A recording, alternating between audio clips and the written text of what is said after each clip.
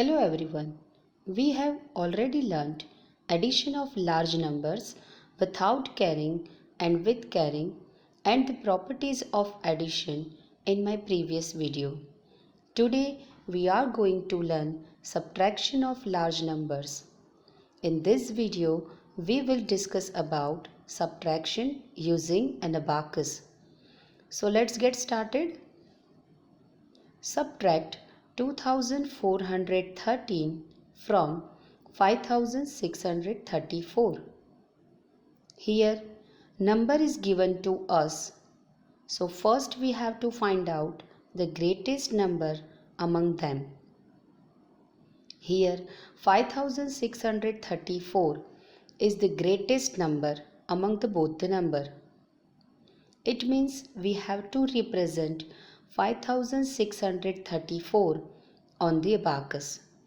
Now in this given number 4 digit is at the ones place. So we have to draw 4 beads on the ones spike. Then 3 is at the tens place. So we have to draw 3 beads on the tens spike. Then after 6 is at the hundreds place. It means we have to draw 6 beads on the hundred spike. And finally 5 is at the thousands place. So we have to draw 5 beads on the thousands spike. Now the abacus represent the number 5634. Now we have to put the subtraction sign and arrange the other number according to the place values of the digits. Now take one more abacus to represent the answer. Let's start with the ones. Strike out 3 beads on the one spike. Then 1 bead is left, which we'll put on the new abacus on the one spike and write 1 in the ones place. Then move to the tens place.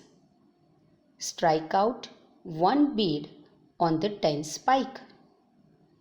Then put remaining 2 beads on the tens spike and write 2 in the tens place.